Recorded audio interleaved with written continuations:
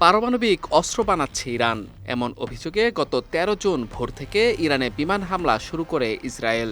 জবাবে পাল্টা হামলা চালায় তেহরান। টানা ১২ দিন ধরে চলা সংঘাতে ইরানের উচ্চপদস্থ সামরিক কর্মকর্তা সহ ৬০ জনকে হত্যা করে ইসরায়েল। বিপরীতে ইসরায়েলের ২৪ জন নাগরিককে হত্যা এবং দেশটির তেল আবিব ও হাইফা সহ বেশ কিছু শহরে ব্যাপক ধ্বংসযজ্ঞ চালায় ইরান, যার বেশিরভাগই গোপন করে নেতানিয়াহু প্রশাসন। এদিকে সংঘাতের শুরুতে পেছন থেকে কলকাঠি নাড়লেও শেষ মুহূর্তে প্রকাশ্যে আসে যুক্তরাষ্ট্র।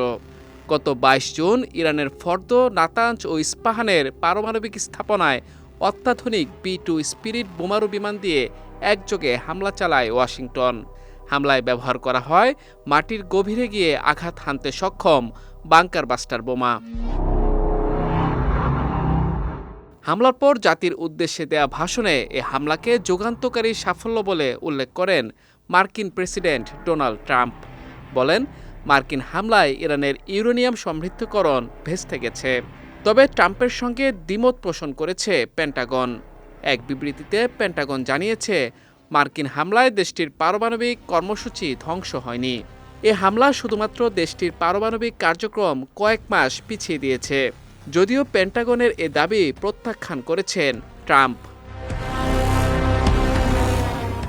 তবে ট্রাম্পের দাবিতে পানি ঢেলে দিয়েছে হামলার পর প্রকাশ হওয়া ইরানের পারমাণবিক স্থাপনার স্যাটেলাইট ফুটেজ। কারণ স্যাটেলাইট ফুটেজগুলোতে তেজস্ক্রিয়া ছড়ানোর কোনো প্রমাণ পাওয়া যায়নি। আন্তর্জাতিক পারমাণবিক শক্তি সংস্থা IAEA জানিয়েছে, হামলাগুলোর পর তারা তেজস্ক্রিয়তার মাত্রা বৃদ্ধির কোনো প্রমাণ পায়নি। আর এরপরেই প্রশ্ন উঠেছে, প্রায় ৪০০ কেজি বা ৯০০ পাউন্ডেরও বেশি ইউরেনিয়াম এত দ্রুত কোথায় সরিয়েছে ইরান? এদিকে হামলার কয়েকদিন আগেই ফর্দো পরমাণু স্থাপনার বাইরে ট্রাকের সারি দেখা গিয়েছিল, যা ইঙ্গিত দিচ্ছে যে ইরান ইউরেনিয়ামের মজুদ সরিয়ে নিতে পারে। মার্কিন ও ইসরায়েলি গোয়েন্দারা এ সম্পর্কে অবগত থাকলেও ট্রাকগুলোর গতিবিধি ট্র্যাক করতে এবং ট্রাম্পের চূড়ান্ত হামলার আদেশের জন্য তারা কোনো ব্যবস্থা নিতে পারেনি। এরপর থেকে এই ৪০০ কেজি ৬০% বিশুদ্ধতা সম্পন্ন ইউরেনিয়ামের কোনো হদিস মেলেনি।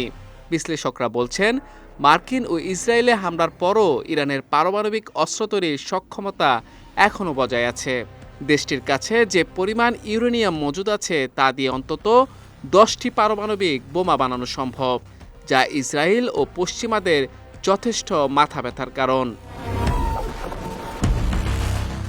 মাহমুদুর রহমান, বিজয় টিভি, নিউজ ডেস্ক।